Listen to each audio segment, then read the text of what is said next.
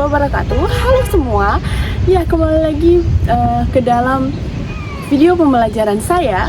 Nah, sekali ini saya akan membahas mengenai metode fenomenologi.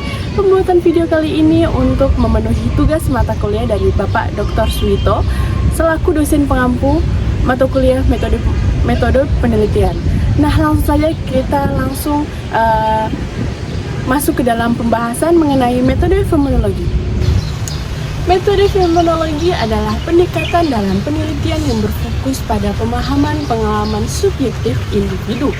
Dalam konteks teknik analisis data, fenomenologi mengutamakan pemahaman mendalam terhadap pengalaman hidup seseorang dan bagaimana mereka mengartikan dunia di sekitar mereka. Metode ini banyak digunakan dalam ilmu sosial dan psikologi untuk menggali makna dan pemahaman mendalam tentang pengalaman manusia. Nah, berikut ini saya akan menjelaskan lengkap mengenai materi teknik analisis data dengan menggunakan metode fenomenologi. Yang pertama, saya akan menjelaskan mengenai pengertian fenomenologi. Fenomenologi adalah suatu aliran filsafat yang pertama kali dikembangkan oleh Edmund Husserl pada awal abad ke-20, memahami pengalaman. Fokus utama fenomenologi adalah untuk memahami pengalaman langsung dari individu tanpa mengaitkan atau menafsirkan dengan teori atau konsep yang sudah ada sebelumnya. Fenomenologi mencoba mengungkapkan esensi dari pengalaman subjektif, yaitu bagaimana seseorang mengalami dan memahami dunia mereka. Nah, konsep dasar analisis data fenomenologi sebelum masuk ke dalam teknik analisis penting memahami konsep dasar yang menjadi pijakan dalam fenomenologi. Yang pertama, intensionalitas, yaitu kesadaran manusia selalu tertuju pada suatu objek atau pengalaman tertentu. Yang kedua, esensi fenomena.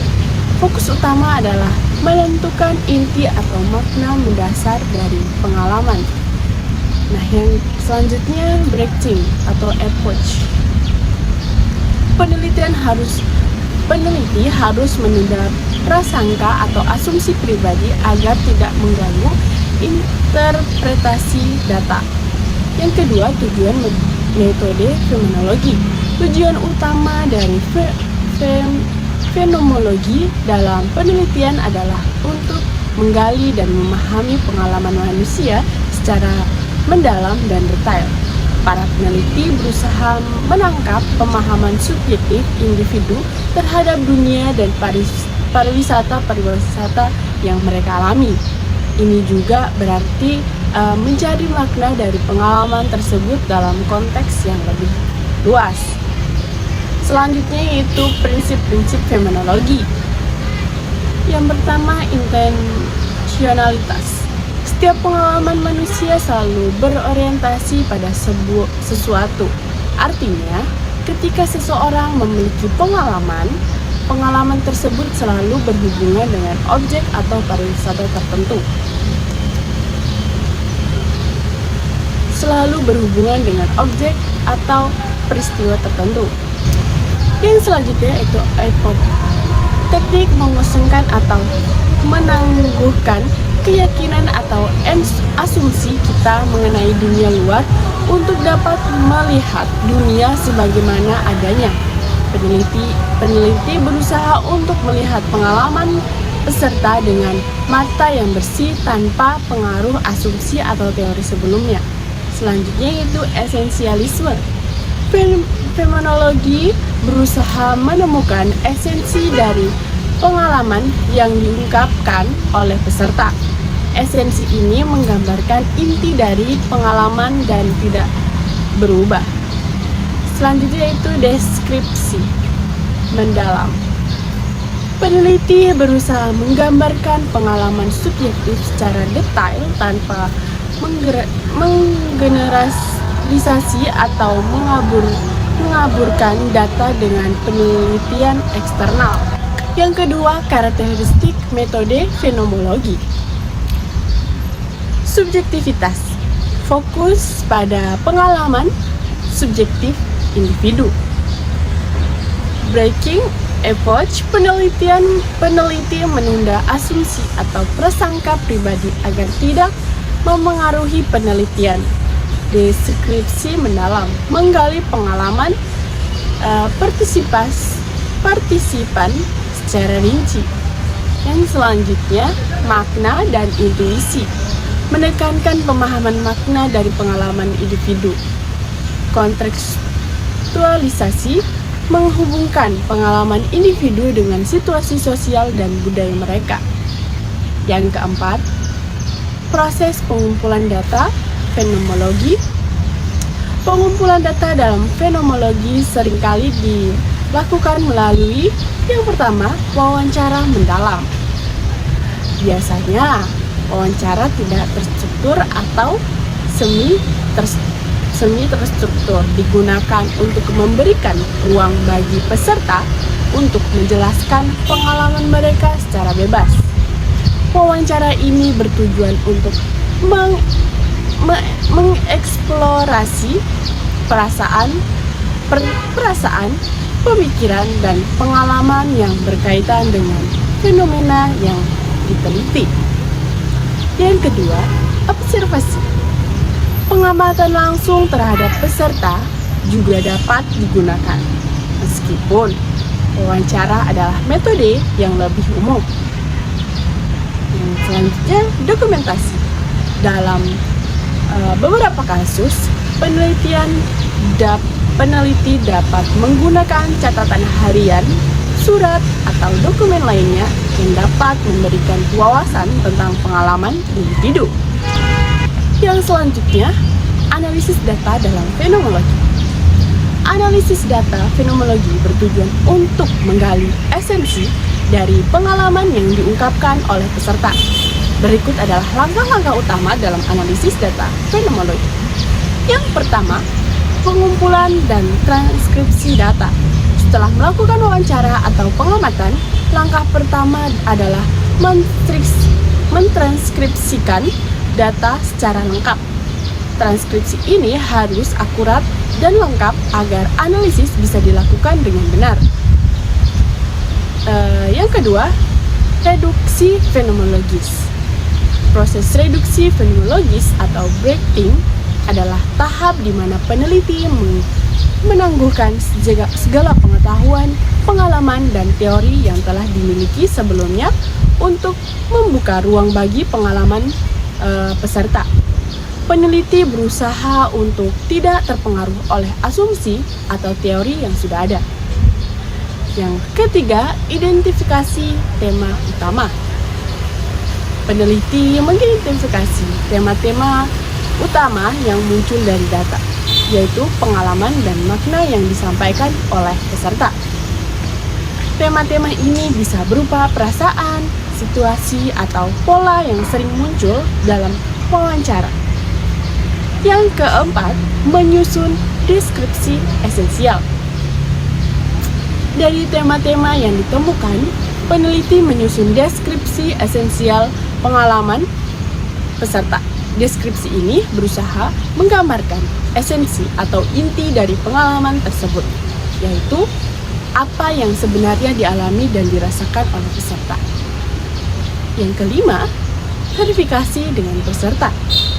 Untuk memastikan validitas data, peneliti dapat kembali ke peserta dan meminta konfirmasi atau klarifikasi terkait temuan-temuan yang dihasilkan. Hal ini penting untuk memastikan bahwa analisis yang dilakukan benar-benar mencerminkan pengalaman peserta. Yang keenam, jenis fenomenologi. Fenomenologi deskripsi.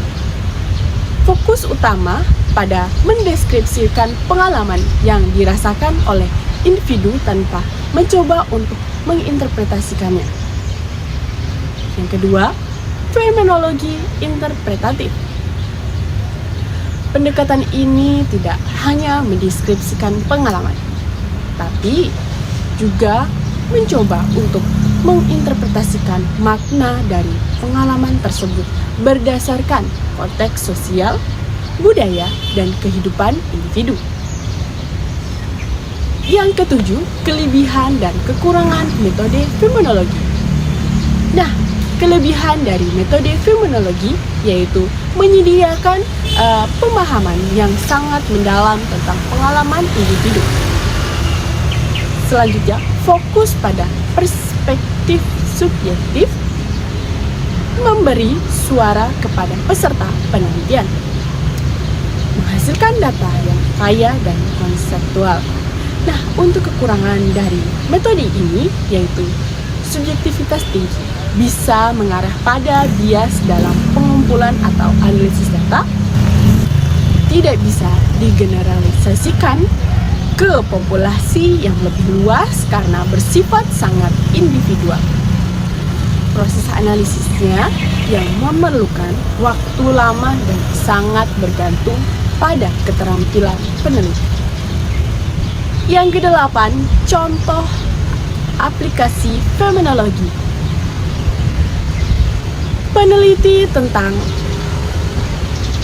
Penelitian tentang pengalaman hidup peserta kanker.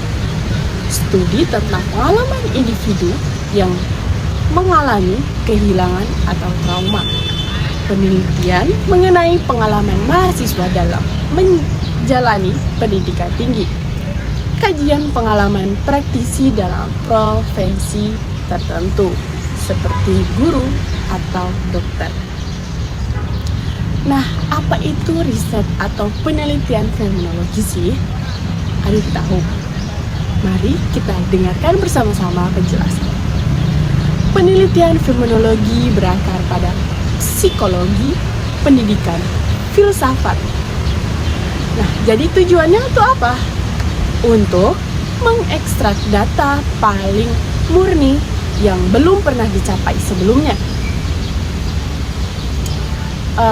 Terkadang peneliti membuat catatan pribadi tentang apa yang mereka pelajari dari subjek. Hal ini dapat menambah kredibilitas data serta memungkinkan peneliti menghilangkan pengaruh ini untuk menghasilkan narasi yang tidak bias.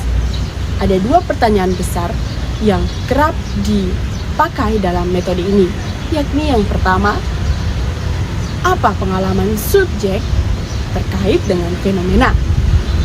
Yang kedua, faktor apa yang mempengaruhi pengalaman dari fenomena itu?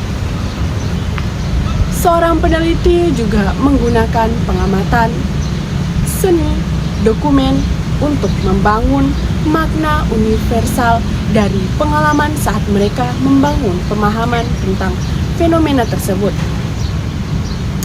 Kekayaan data yang diperoleh dalam penelitian fenomenologi membuka peluang untuk penyelidikan lebih lanjut. Selanjutnya, kita akan masuk ke dalam prosedur penelitian fenomenologi. Yang pertama, menentukan fenomena apa yang diteliti. Misalnya nih, pengalaman pasien kanker dalam menghadapi pengobatan. Yang kedua, memilih partisipan, biasanya menggunakan teknik purposive sampling, memilih orang yang benar-benar mengalami fenomena tersebut. Yang ketiga, pengumpulan data. Biasanya pengumpulan data ini dilakukan dengan beberapa cara. Yang pertama, wawancara mendalam, teknik utama untuk menggali pengalaman. Cara yang kedua, observasi, mengamati ekspresi perilaku dan interaksi partisipan. Yang ketiga, dokumentasi, surat, jurnal pribadi atau rekaman pengalaman. Nah, yang keempat, analisis data. Analisis data ini terdiri dari transkripsi wawancara, mengubah rekaman menjadi teks tertulis, mengidentifikasi tema utama yang muncul dari pengalaman partisipan, deskripsi esensial fenomena, menyusun makna dari berbagai perspektif partisipan. Yang kelima, verifikasi dan validasi. Member check, meminta partisipan mengonfirmasi hasil temuan.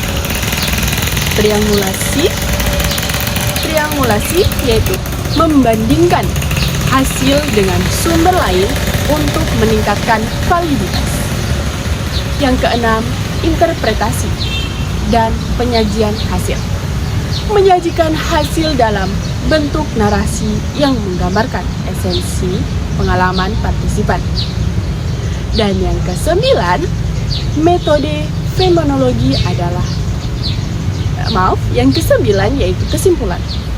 Metode fenomenologi adalah pendekatan yang sangat berguna untuk menggali pengalaman hidup dan makna yang diberikan individu terhadap peristiwa atau fenomena tertentu.